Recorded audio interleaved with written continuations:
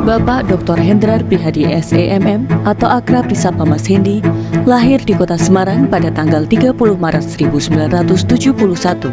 Beliau merupakan anak ke-10 dari pasangan Ibu Sutarni dan Bapak Sunarso, seorang purnawirawan TNI Kesdam 7 di Ponegoro, yang setelah pensiun aktif dalam pengembangan koperasi di Indonesia.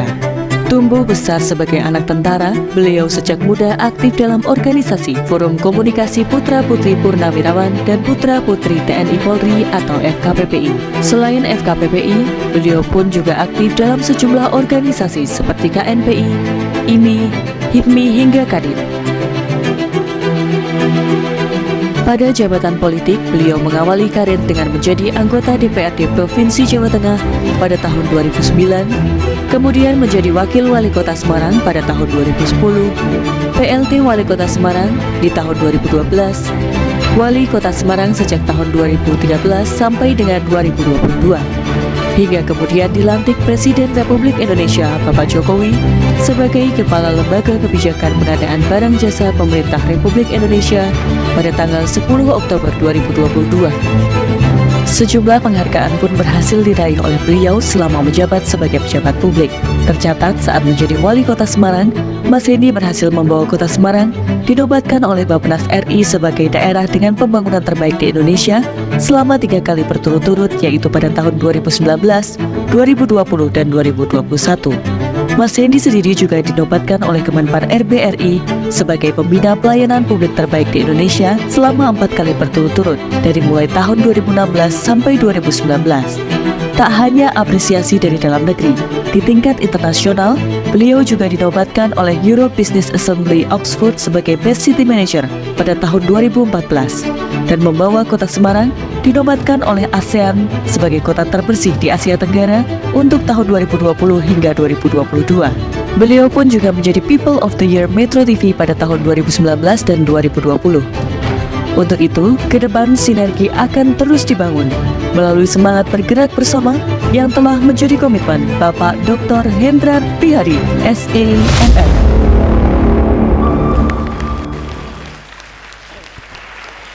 Tanpa menunda lebih lama lagi, mari kita berikan sambutan dan tepuk tangan yang meriah untuk Bapak Dr. Haji Hendrar Prihadi SEMM. Lebih kencang lagi.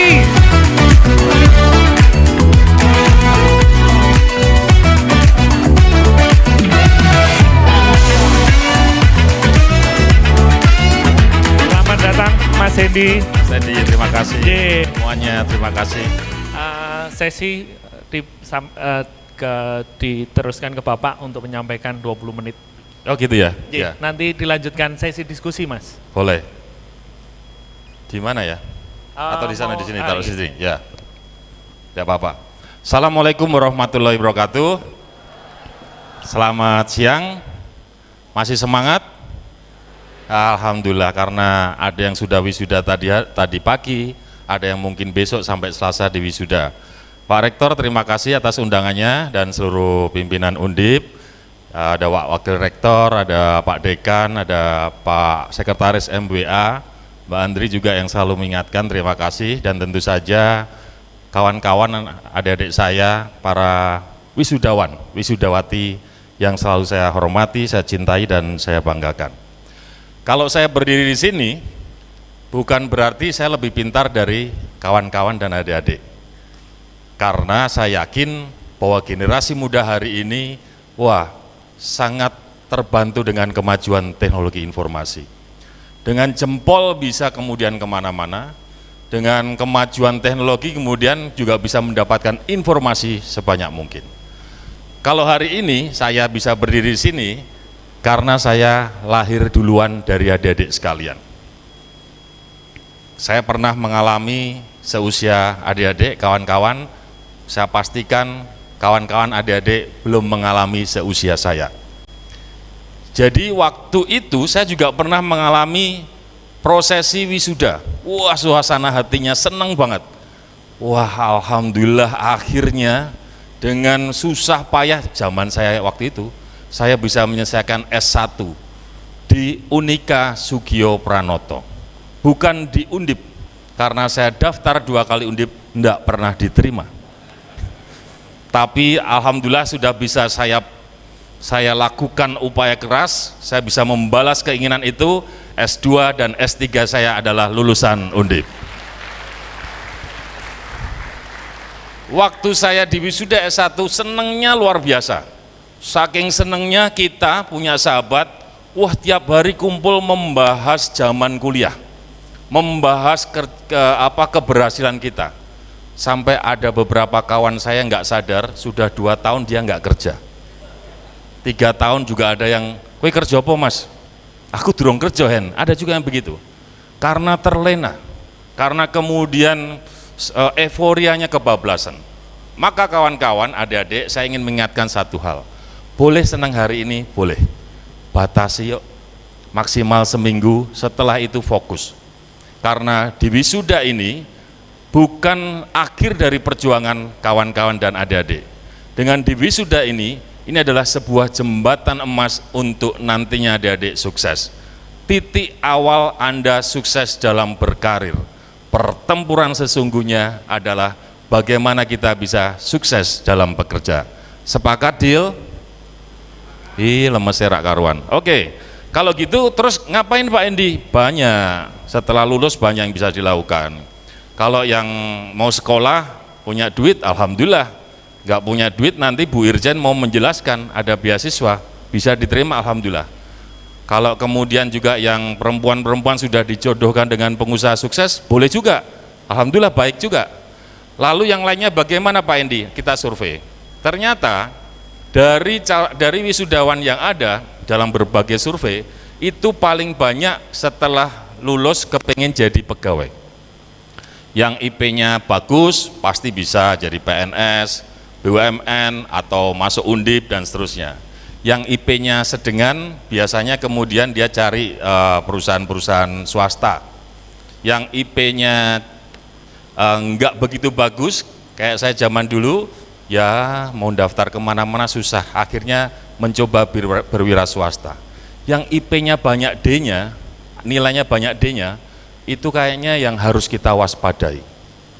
Karena biasanya orang-orang itu biasanya akan jadi pemimpin-pemimpin kita di kemudian hari. Contohnya kayak saya yang berdiri di depan Anda, banyak nilai D-nya. Nah terus gimana Pak Endi? Ya kita mulai dengan ini, bahwa hal ini penting sekali kawan-kawan. Bagaimana kemudian kita bisa menggali pengalaman dengan kita bekerja duluan, atau kemudian kita juga bisa memperluas jaringan dengan memasuki organisasi sosial, organisasi politik, termasuk bagaimana kemudian kita bisa membangun kemandirian. Ingat, hari ini di Republik Indonesia saya pastikan jumlah lapangan pekerjaan yang ada tidak sebanding dengan jumlah angkatan kerja yang ada. Beruntung Mas Matthew tadi, dia dokter gigi, dia bisa langsung praktek. Bagaimana dengan kawan-kawan kita yang lain yang mungkin juga belum seberuntung Mas Matthew? Maka pastikan disinilah titik awal kita untuk kemudian kita bisa menciptakan kemandirian ekonomi kita. Nah, kawan-kawan sekalian, ada beberapa contoh. Semua yang kecil ini selalu dari yang besar. Mohon maaf kebalik. Semua yang besar ini selalu dari yang kecil. Mulai dari pengusaha sukses, Lim Sio Leong dari kecil. Mulai kemudian pemimpin-pemimpin bangsa, sebutkan aja, mulai dari yang kecil. Maka jangan pernah kemudian kita ragu. Jangan pernah kemudian kita was-was bahwa aku kok piye ya, aku kok iso apa ya. Karena sebetulnya inilah tantangan-tantangan yang harus kita jawab. Contoh, salah satu orang sukses yang bisa saya ceritakan adalah Novisal Haidar. Novisal Haidar, dia adalah salah satu GM Smartfren. Dia memulainya dari office boy, nggak keliru. Dia berproses, dia tunjukkan attitude-nya dengan baik, dia kemudian diberi tugas selalu berhasil, kemudian selalu menonjol dalam setiap hal-hal yang dilakukan di kantor. Akhirnya pimpinan-pimpinan itu akan melihat dan mengangkat karir dari Mas Novisal tadi. Atau juga pengalaman saya juga begitu. Bagaimana kita memulai dari sebuah pekerjaan kawan-kawan. Saya memulai dari jualan lensa kacamata tahun 97. Begitu saya lulus, saya kemudian jadi sales, karena memang waktu itu diterimanya di situ dengan IP yang sangat rendah. Tapi karena kita sarjana, karena kita dibekali oleh para dosen kita ilmu, ya salesnya harus sales yang keren. Pada saat kemudian jualannya nggak bisa bagus, kita harus cari tahu kenapa. Oh, ternyata pembayarannya yang lain temponya bisa panjang, punya saya nggak bisa. Oh, ternyata di yang lain diskonnya lebih banyak, di tempat saya diskonnya kurang. Kita harus kemudian mampu menyampaikan ini ke perusahaan. Bapak, bos, mau kemudian jualannya laku, berarti diskonnya harus kita banyakin lagi. Bapak mau kemudian penjualan bulan depan omsetnya bisa lebih banyak, berarti kemudian tempo pembayarannya harus bisa lebih panjang lagi. Nah, itu terus dilakukan. Dan alhamdulillah dari omset yang tadinya biasa-biasa saja, pada akhir tahun kemudian omsetnya sudah mencapai ratusan juta. Dan kemudian ini dianggap berhasil, sampai kemudian kita dikirim ke Malaysia dan di Thailand untuk bisa belajar di sana. Nah, artinya kawan-kawan sekalian, maka tunjukkanlah yang namanya attitude-mu dengan baik.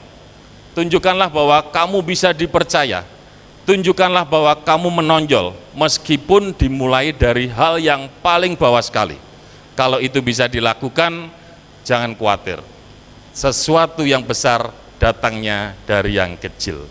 Kalau kemudian Anda bisa melakukan itu secara konsisten, bismillah, 10 tahun, 20 tahun yang datang, kawan-kawan akan jadi orang-orang sukses di Republik ini. Yang ketiga adalah terkait dengan pesan terakhir saya. Kawan-kawan, mari kemudian kita lakukan hal yang paling mudah. Apa itu? Investasi nama. Kalau Anda punya uang, Anda bisa investasi di saham, bisa investasi di pekerjaan proyek, atau investasi yang lain. Tapi kalau kita hari ini lagi nggak punya uang, maka lakukan investasi nama ini dengan baik. Caranya gimana Pak Endi? Upayakan lingkungan, mulai terkecil sampai lingkungan terluas, selalu mengatakan bahwa Anda adalah orang baik. Diajak kerja bakti, oke. Diajak tetangganya sakit tengok, oke. Diajak kemudian ikut turnamen voli di kampung, oke. Sampai meluas sehingga orang kemudian percaya bahwa Anda adalah orang baik. Menciptakan investasi ini bukan pekerjaan yang mudah, tapi juga tidak sulit. Tapi kalau itu terus Anda lakukan dari hal yang terkecil, itu akan menimbulkan sebuah kepercayaan buat orang lain. Kalau kemudian kita bisa dipercaya banyak orang, wah luar biasa. Contoh, mau berwira swasta, mau ada pekerjaan, nggak punya modal. Karena kita terkenal jujur, kita terkenal kemudian di mata teman-teman baik, maka biasanya akan ada yang memberi pinjaman ataupun ikut sebagai investor. Atau hal lain, misalnya terkenal karena suka membantu sesama. Pada saat kesulitan di tetangga itu, kita juga akan banyak dibantu. Maka lakukan investasi nama itu terus sampai kapanpun, insya Allah ini akan membuat sebuah jaringan yang luas, yang kemudian Anda bisa terbantu pada saatnya, pada suatu saat. Nah kawan-kawan sekalian, pesan saya terakhir, saya sering mendapatkan masukan dan sering membaca bahwa generasi kita hari ini, generasi kawan-kawan adalah generasi yang mudah memar, generasi stroberi. Ada yang ngomong generasi sandwich karena terhimpit. Maka pesan saya, jangan mudah stres, jangan mudah galau. Semua orang pernah mengalami kerasnya kehidupan. Semua orang saya pastikan juga pernah mengalami sulitnya kehidupan. Kalau Anda pernah mengalami itu, gimana caranya tetap hadapi kesulitan tersebut, sampai nanti akan muncul solusi-solusi yang akan membuat pengalaman kawan-kawan semakin mantap. Saya rasa pembukanya begitu. Terima kasih. Assalamualaikum warahmatullahi wabarakatuh.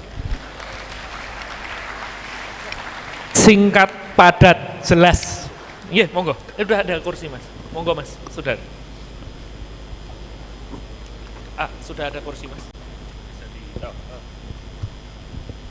Wah, mantep banget ini sharingnya langsung ke to the point.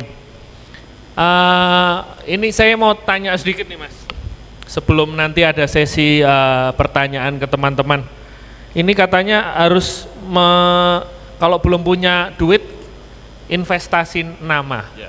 Karena saya juga pernah jadi wisudawan seperti teman-teman. Duit untuk beli baju aja mepet itu, kan harus bayar wisuda dan lain-lain. Itu investasi nama itu kalau buat mahasiswa kira-kira apa tuh Mas? Yang paling gampang itu. Contoh, Pak Rektor, teman-teman sekalian, saya kemarin kedatangan salah satu mahasiswa Undip yang mau diwisuda. Sebut aja namanya R gitu ya. Mas R ini saya kenal baik, karena dalam berbagai kegiatan saya di Semarang, saya selalu memakai Mas R itu dan selalu berhasil. Nyon sewu, dia kemarin mengatakan, Pak Hendi, sepatu saya ukurannya 44, saya tolong dipinjemin sepatu. Buat apa? Buat wisuda. Ya sudah, ini saya kasih sepatu, kamu nggak usah pinjam. Kenapa? Karena saya tahu dia baik, dia terkenal baik. Jadi kadang-kadang dalam kehidupan ke depan hal ini akan sering muncul. Seorang yang kemudian mempunyai jaringan yang luas, siapa Rektor? Ya, matur nuwun. Seorang yang kemudian punya jaringan yang luas tanpa disengaja, itu akan bisa mendapatkan dukungan support dari jejaring yang lain. Oh, bisa dibilang entengan gitu nih Mas. Oh, nggih. Nah, ini kita ada sesi pertanyaan untuk teman-teman wisudawan. Untuk yang mau bertanya silakan angkat tangan. Sesi pertama 3 penanya. Oke, yang sebelah sini Bapak, ini sudah siap. Masnya baju biru muda, lalu ada lagi yang sana. Yang kanan ini, kanan biru muda. Cowok. Ini cowok lagi, yang satu lagi cewek. Mana cewek? Ya, ceweknya mana nih? Atas, mungkin di atas. Ada nggak cewek? Ada nggak di atas? Salah satu? Nggak ada ya, malu-malu ya di atas ya. Oh, itu yang tengah Pak, tengah. Oke, ya tengah tuh, jilbab hitam. Yang Oke, silakan maju. kerudung biru, baju biru dulu Mas, silakan Ya. Mas, maju ke depan Mas. Ya, yang megang dada, ya, jenengan, sini Mas, langsung Mas. Sebutkan nama dan jurusan ya, cepet ya. Oke baik, terima kasih. Sebelumnya kenalin, nama aku Charles Nicholas Tangkong, biasa dipanggil Siapa? Charles apa? Charles Nicholas. Wah, Charles Nicholas, nama artis di rombong semua. Oke, Mas Charles Nicholas. Oke, saya dari akuntansi. Izin bertanya kepada Pak Hendra Priyadi.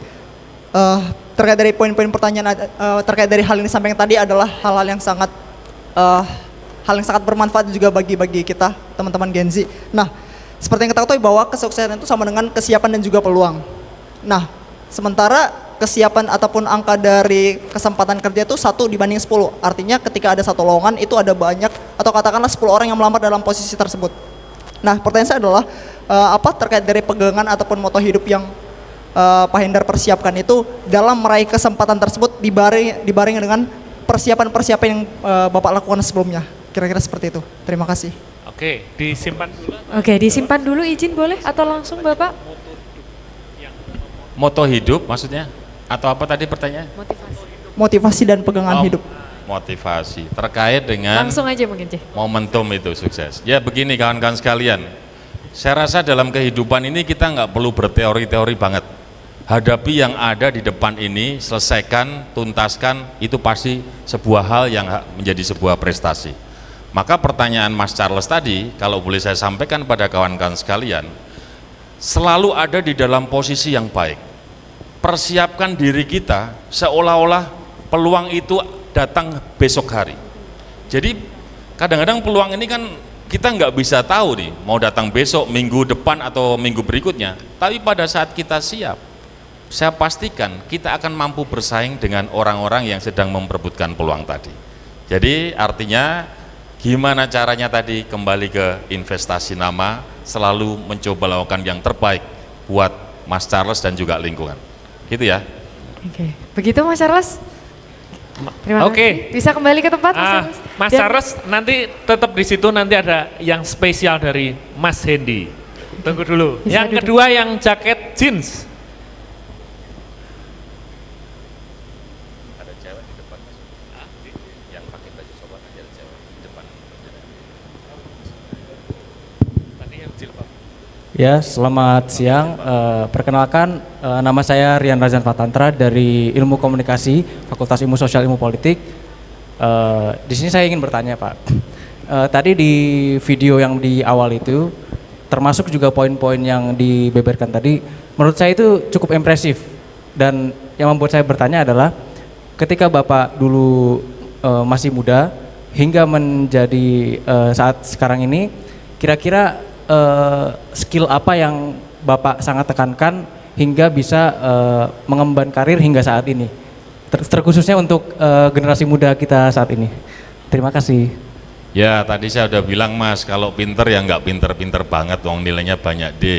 Kenapa? Karena sering berorganisasi, sering keluar kota. Waktunya masuk kelas, saya absen, dosennya lama-lama hafal.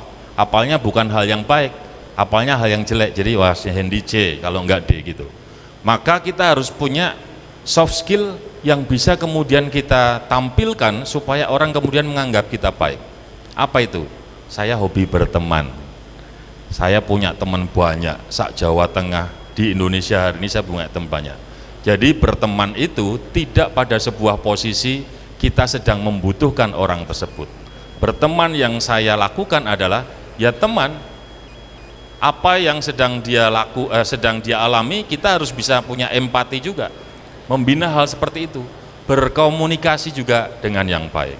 Dulu waktu saya mulai aktif berorganisasi, saya kesulitan untuk bisa ngomong di depan umum. Maka ini harus kita patahkan. Kenapa? Seolah-olah besok itu saya harus ada acara sambutan. Wah, belajar terus, malam ngomong di kaca, ngomong gimana. Bahkan kemudian gimana dicari panggung supaya saya bisa sering ketemu orang, bisa ngomong sebanyak-banyaknya. Akhirnya kegalauan-kegalauan untuk tampil berbicara itu bisa kita tepiskan. Maka kalau tadi pertanyaan seperti itu, tunjukkan soft skill yang kita miliki. Bisa sopan, bisa kemudian baik, atau apapun lah yang jenengan kira-kira bisa kembangkan dari diri panjenengan. Gitu ya. Berarti public speaking juga gitu ya Pak ya? Ya nggak pinter-pinter banget tapi bisa lah gitu ya.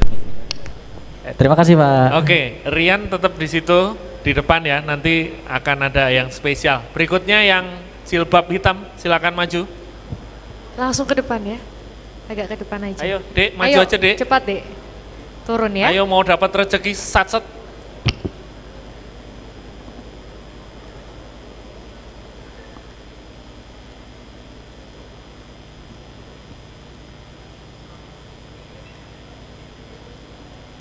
Ya, sebelumnya perkenalkan nama saya Dita Mulyawati dari jurusan Ilmu Komunikasi. Namanya siapa? Dita? Dita, ya. Oke. Sebelumnya terima kasih atas kesempatannya. Mungkin saya ingin bertanya apa ya, dari segi dalam spiritualnya, gimana sih? Tadi kan mungkin dipaparkan di awal bapak-bapak itu mungkin sebagai lulusan itu nggak punya privilege dengan nilai D itu ya Pak.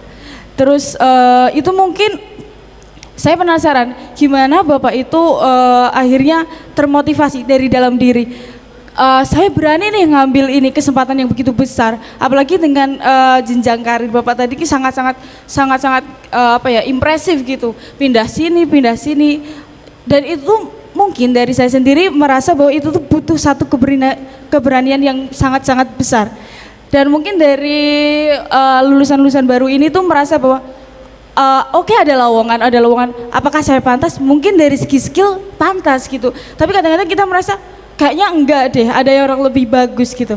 Lah maka dari itu apa sih sebenarnya dari dalam diri Bapak yang memotivasi Bapak untuk oke, saya bisa ambil opportunity yang besar itu? Terima kasih.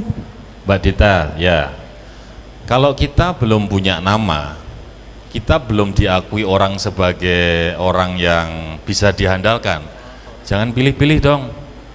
Jangan kemudian nawar sok-sokan. Misalnya, kamu mau nggak kerja sama saya?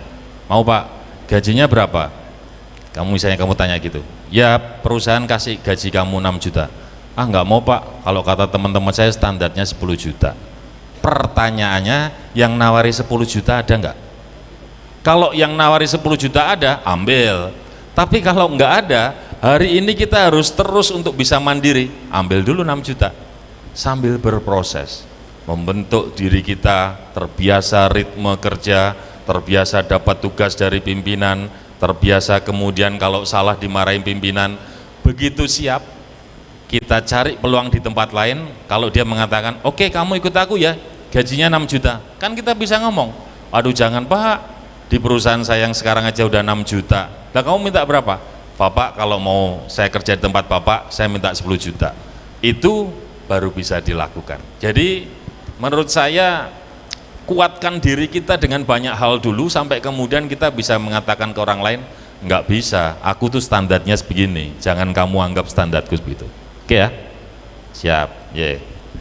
Oke, tadi untuk Dita, Rian, dan Charles silakan maju ke depan.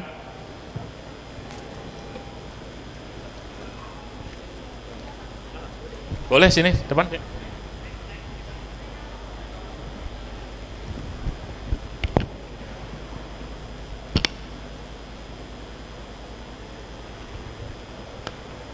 Bagi yang maju dapat spesial dari Pak Hendy 500.000. Ditambah nanti dari Undip Citra, door prize-nya di samping. Ini beneran nggak ada yang mau nanya lagi? Yang atas, beneran nih atas nggak mau? Atas nggak ada yang mau nanya? Nggak ada? Oke, yang mana yang mau nanya? Yang hitam tuh, baju hitam di tengah. Cewek satu lagi, jilbab abu-abu. Ya, hitam kamu. Karena cowok. Mas Teddy, Ya. karena sesi kedua tinggal 300.000. Oke. Enggak. Ayo maju. Yang ini jilbab putih juga maju. Cowok tadi yang baju hitam bukan? Ayo, yang sudah Nah, dipilih itu, bisa itu. langsung maju ke depan ya, cepat ya. Oke, ya. Cepat silakan. Ayo, sini. Maju Pelan-pelan, aja, hati-hati maju sekalian. jatuh, hati-hati jatuh. Sini. Pertanyaannya satu-satu ya Pak. Ya, oke, satu-satu. Kita cepet aja. Ya, silakan Dek, ditanyakan ke beliau. Terima kasih. Terima kasih kepada Pak Hendar atas materinya. Perkenalkan, nama saya Ratu Anissa Febrianti dari jurusan Ilmu Komunikasi. Tadi saya izin bertanya, kan Bapak udah banyak stage untuk sampai titik sekarang ini gitu. Nah, gimana sih cara Bapak untuk bisa membranding nama Bapak biar orang-orang tuh percaya kalau Bapak tuh bisa memimpin Indonesia gitu. Jadi kadang kita bingung ya Pak, kalau misalkan kita belum punya nama, gimana caranya kita bisa membranding nama kita kalau kita itu bisa gitu. Terima kasih Pak, gitu aja pertanyaan dari saya. Bos. Ya, Mbak Ratu dan semuanya ya. Jadi untuk bisa berhasil menciptakan sebuah personal branding itu tidak bisa dalam waktu singkat, sehari 2 hari, apalagi kalau lingkupnya luas, se-Indonesia, se-Jawa Tengah, se-Semarang. Kalau cuma se-kampus Undip ya tinggal, mungkin kita masih bisa membayangkan pokoknya minggu depan ada pemilihan BEM gitu ya, saya harus terkenal di 1.000 mahasiswa, itu masih bisa terjangkau. Tapi kalau udah jutaan, udah ratusan juta, apalagi miliar sak dunia nanti, susah. Apa yang harus dilakukan Pak Hendy? Maka perlu sebuah konsistensi daripada perjuangan kita. Mbak Ratu misalnya memperjuangkan apa nih? Perempuan, gender, yaitu terus lakukan. Sampai kemudian orang-orang mengatakan, oh keren loh Mbak Ratu, ternyata dalam semua aktivitas terkait perempuan itu selalu dibela sama Mbak Ratu. Nah ini nanti kemudian akan omon-omon, gedok tular, apalagi ada pemberitaan di media, di medsos, itu akan membantu untuk personal branding. Jadi nggak ada yang instan di Republik ini. Saya juga tidak paham kenapa Pilpres kemarin sangat instan gitu ya, tapi itulah fenomena menurut saya. Kawan-kawan, mari kita ikuti secara natural. Kalau Anda pengen sukses, Anda harus investasi nama, dan suatu saat itu akan sangat membantu kawan-kawan. Gitu Mbak Ratu. Mas. Baik, terima kasih atas kesempatannya. Perkenalkan Pak, sebelumnya nama saya Amar Yulian Widitama dari jurusan peternakan. Baik, adapun pertanyaan saya itu tadi telah disampaikan ya, oleh Bapak Rektor Universitas Diponegoro, angka pengangguran sarjana sendiri sekarang sudah banyak, dan barusan saya cross check di Jawa Tengah sendiri angkanya sudah sekitar 26.000 orang, seperti itu. Sebagai yang kita ketahui tadi sudah dipaparkan prestasi-prestasi dari Pak Hendy sendiri, memimpin Semarang, mendapatkan berbagai prestasi. Nah, saya sendiri atau kita yang ada di sini sekarang semuanya mengetahui bahwa Bapak sendiri merupakan calon dari Gubernur Jawa Tengah yang akan maju di periode selanjutnya. Sebagai fresh graduate, terus seperti pertanyaannya saya, apa? Ya, pertanyaannya sebagai fresh graduate seperti saya, Pak, ada nggak sih Pak yang disiapkan untuk mengurangi atau langkah-langkah yang sudah Bapak siapkan untuk mengurangi angka tersebut? Apakah ada karir-karir atau pelatihan-pelatihan ke depannya seperti itu? Terima kasih. Mas Amar. Oke, Mbak Ratu boleh duduk, Mas Amar boleh duduk. Intinya kan mengurangi pengangguran ya? Ya. Oke. Ya. Ini langsung. Oke. Baik, sebelumnya selamat siang teman-teman semuanya, selamat siang Bapak. Perkenalkan saya Delana Febri Cantika dari Fakultas Kedokteran, jurusannya Ilmu Keperawatan. Mungkin teman-teman semuanya koreksinya kan lebih ke pekerjaan ya Pak ya. Udah nih 2 yang soal pekerjaan, mungkin saya tanya soal mahasiswa aja gitu. Kalau tadi kita pembahasannya tentang bagaimana ya setelah ini kita bekerja, bagaimana meningkatkan diri kita supaya bisa dapat karir yang lebih bagus. Kalau dari Bapak sendiri, bagaimana sih memandang kita ini, generasi yang baru ini yang katanya sandwich tadi, yang katanya pengennya kita nih instan aja gitu. Mungkin ada nggak sih Pak tips and trick gitu buat kita yang mungkin masih generasi sandwich ini untuk bisa melihat dan menilai bahwa semua itu nggak instan, bahwa semua itu nggak langsung jadi. Apa sih yang mungkin bisa Bapak kasih ke kita supaya kita semua di sini termotivasi kalau kita ini juga harus melangkah di atas kita sendiri kayak gitu. Terima kasih. Cantika dari Fakultas Kedokteran. Yang dari kedokteran Mbak siapa? Dalam? Yang dari kedokteran Mbak siapa? Mbak Cantika. Mbak Cantika, oke. Ya. Kawan-kawan ada 2 penanya nih dari teman-temanmu. Pertama terkait pengangguran yang ada di Indonesia ini. Bagaimana kemudian supaya pengangguran ini semakin turun? Kalau kita melihatnya dari sisi pemerintahan, jumlah lapangan pekerjaannya pertama harus ditambah. Karena angkatan kerjanya sangat luar biasa. Apalagi Republik ini sedang mengalami bonus demografi. Jumlah usia produktifnya sangat banyak sekali. Bagaimana kemudian lapangan kerja ini bisa ditambah? Ya mesti proses-proses orang mau investasi jangan dihalangi. Jangan kemudian ada cerita-cerita jadul kayak dulu. Mau investasi diminta biaya sosial dulu. Wah nggak jadi. Belum tentu untung kok udah dimintain macam-macam. Mau ngurus izinnya dipersulit. Kalau nggak dimintain sesuatu. Wah itu yang nggak pasti orang akan berpikir. Maka ini adalah sebuah proses yang sangat jadul di dalam birokrasi. Kalau sebuah wilayah kemudian kepengen berkembang, pastikan pemimpin wilayah itu welcome sama namanya investasi. Jangan dipersulit, jangan dibebani, kalau perlu dikasih kemudahan di awal. Mau bangun di kota lama, oke, gini Bu, IMB-nya tak gratisin. Beneran Pak Endi? Iya, karena saya kepengen kota lama ini berkembang. Mau bangun di kota lama, oke Bu, PBB-nya tak kasih diskon 50%, kalau Ibu bisa selesai investasinya dalam tahun ini. Supaya apa? Segera berkembang. Begitu berkembang, wisatawan datang banyak, rekrutmen tenaga kerja. Di sektor pariwisata, ada pegawai hotel dan lain-lain dan seterusnya. Tapi menurut saya, kalau ini pun dipaksakan, tidak akan mampu menampung jumlah teman-teman yang sangat meledak di dalam bonus demografi. Lalu gimana Pak Endi nguranginya?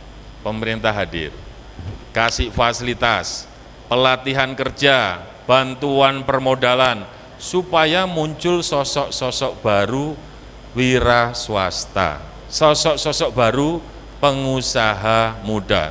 Mereka kemudian harus didorong supaya naik kelas. Contoh ada Pak Danang. Pak Danang itu juga dulu, mulai dari bawah, sampai kemudian beliau melewati tantangan yang luar biasa. Sekarang beliau jadi orang sukses. Beliau salah satu orang terkaya nomor 3 di Jawa Tengah. Jadi tepuk tangan buat Pak Danang nih. Ini prosesnya juga seperti itu. Jadi nggak usah khawatir, Republik ini sangat kaya raya. Bahkan saking kaya rayanya, banyak teman-teman yang kemudian jiwa petarungnya hilang. Tahu nggak Korea Selatan? Kenapa mereka punya pekerja yang lebih baik? Kalau mereka nggak kerja keras, mereka nggak makan selama 2 iklim. Ada salju nggak bisa nanam-nanam. Maka sebelum salju mereka kerja keras nih. Pertaniannya kemudian harus diselesaikan. Akhirnya mereka punya lumbung makanan, selama musim salju mereka tetap bisa makan. Itulah yang menjadi catatan kita. Mbak Cantika mengatakan, Pak saya nggak mau tanya kerjaan. Ya, iya perawat kan biasanya udah dapat pesanan di mana-mana. Saya pengen tanya Pak, gimana kemudian generasi kita ini tidak kepengen yang instan? Ya peluangnya ada sih ya. Mau jadi kaya raya secara instan di masa muda kawan-kawan itu ada. Beda seperti zaman muda saya. Sekarang ini kalau pas lagi viral, tiba-tiba bisa jadi YouTuber yang wah duitnya banyak dan seterusnya. Peluang itu ada. Tapi saya pastikan, di dalam pengalaman hidup saya yang 53 tahun, saya melihat orang-orang berhasil di seluruh Republik ini, mereka adalah pekerja keras. Mereka adalah orang-orang yang kemudian tidak puas dengan hasil yang dicapai hari ini Mbak Cantika. Maka mungkin Mbak Cantika tiba-tiba secara instan hari ini bisa dapat uang 10 juta gitu. Tapi kalau Mbak Cantika bukan tipe pekerja keras, bukan orang yang kemudian merasa tantangan ini harus terus dihadapi, saya pastikan 10 jutanya dalam waktu seminggu habis dan mungkin nggak ada 10 juta lagi. Tapi kalau Anda punya semangat untuk mengembangkan 10 juta ini tak jadiin apa ya? Oh ini deh, ini saham Telkom pas lagi lumayan, beliin lah, barangkali minggu depan naik jadi tambah-tambah 1 juta, 2 juta, terus. Gitu ya Mbak Cantika, terima kasih, ini tiga-tiganya boleh maju ke depan. Ya, silakan. Oh mau maju, diundang lagi maju. Dek, ayo Dek.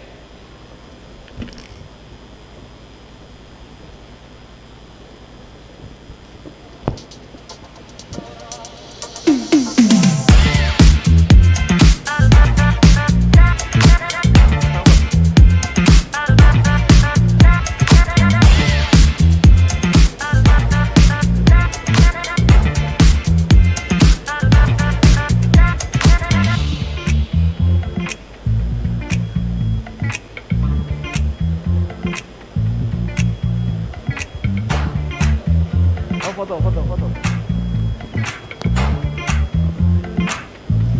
Oke, mungkin bisa beri tepuk tangan yang meriah nih untuk teman-temannya ya, yang berani memberi pertanyaan ya, luar biasa. Sudah ada 6 tadi yang mendapatkan hadiah dari Pak Hendy dan juga dari PT Undip Citra ya. Ya, oke. Ini kalau boleh kita simpulkan, untuk kita jadi mandiri itu kita harus invest. Kalau belum punya apa-apa, invest nama nih Mas. Jadi untuk teman-teman semua kita harus invest nama dengan entengan, saling membantu apa yang ditugaskan kepada kita lakukan sebaik-baiknya. Saya kembalikan ke Mbak Hanifah. Oke, baik, tepuk tangan sekali lagi untuk Pak Hendy dan juga Pak Teddy, luar biasa dalam memimpin diskusi ya, dan juga tadi diskusinya sangat menarik sekali, hangat ya Pak ya, terutama dengan para generasi-generasi muda. Baik, dan selanjutnya mohon izin untuk Pak Hendy tetap berada di atas, karena setelah ini kita akan pemberian plakat ya, dan juga kami undang untuk naik ke atas panggung yakni Bapak Rudi Supriyatna Natasa Putra.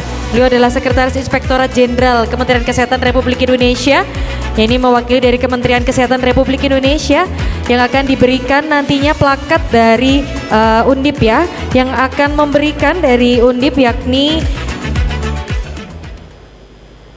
adalah Bapak Agus Indarjo. Beliau adalah Sekretaris MWA. Bapak mohon izin untuk bisa naik ke atas panggung Bapak untuk memberikan plakat.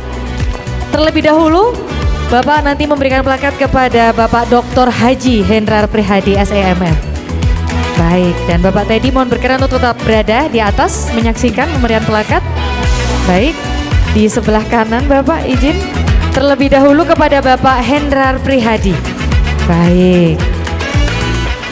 Oh ya, bisa maju ke depan, mohon izin Bapak Hendrar Prihadi, Bapak Rudi Supriyatna juga nanti maju ke depan ya, disaksikan oleh Bapak Teddy. Terima kasih. Selanjutnya, mohon untuk tetap berada di tempat, yakni Bapak Agus Indarjo memberikan kepada Bapak Rudi Supriyatna Nata Saputra. Beliau adalah Sekretaris Inspektorat Jenderal Kementerian Kesehatan Republik Indonesia. Dan juga mohon izin kami undang untuk seluruh jajaran dari Universitas Diponegoro untuk naik ke atas. Mohon izin Bapak Ibu sekalian beserta Bapak Ibu dari Kementerian Kesehatan Republik Indonesia. Mohon untuk bisa naik ke atas berfoto bersama dengan narasumber.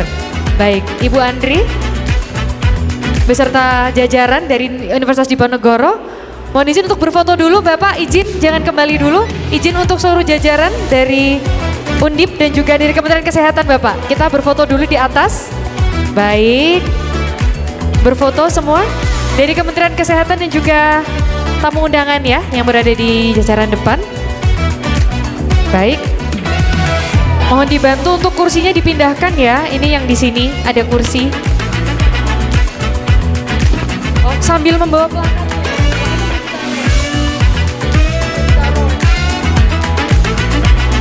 Baik. Agak maju lagi Bapak Ibu, mohon izin agak maju lagi ke depan, mohon izin. Maju lagi, mohon izin Bapak Ibu sekalian. Baik. Mohon izin ya, maju.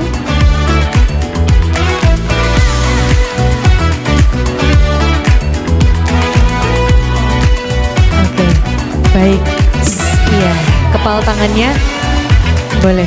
Baik, mohon izin sekali lagi untuk foto menghadap ke backdrop boleh ya, belakangnya mahasiswa, boleh nggak? Oke, pripun Bapak?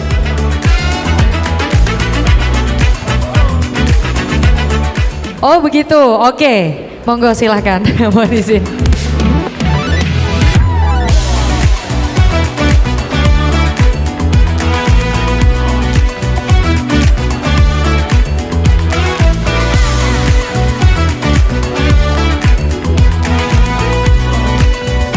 Oke baik. Untuk adik-adik mahasiswa semua bisa berdiri ya. Berdiri atau cukup duduk kira-kira? Berdiri ya, oke boleh berdiri semuanya. Oke, berfoto bersama dengan narasumber dan juga Bapak Ibu jajaran rektorat. Merapat lagi, boleh senyumnya?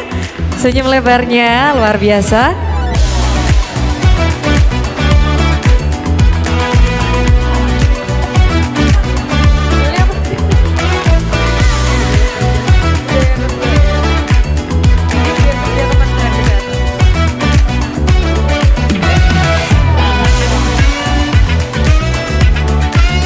Oke, boleh.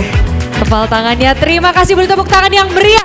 Sekali lagi, tentunya untuk Undip Preparation Class Batch 175 hari ini. Luar biasa. Matur suwun, Bapak Kepala LKPPRI yang sudah berkenan hadir. Tentunya beserta dengan rombongan, selamat melanjutkan tugas kembali. Tentunya dan juga kami butuh dukungan juga nih ya Pak ya supaya mahasiswa dan mahasiswi ini nantinya benar-benar termotivasi dan bisa diimplementasikan tadi ilmu-ilmu dari Bapak Hendrar Prihadi atau Bapak Hendi. Matur suwun Bapak, hati-hati di jalan.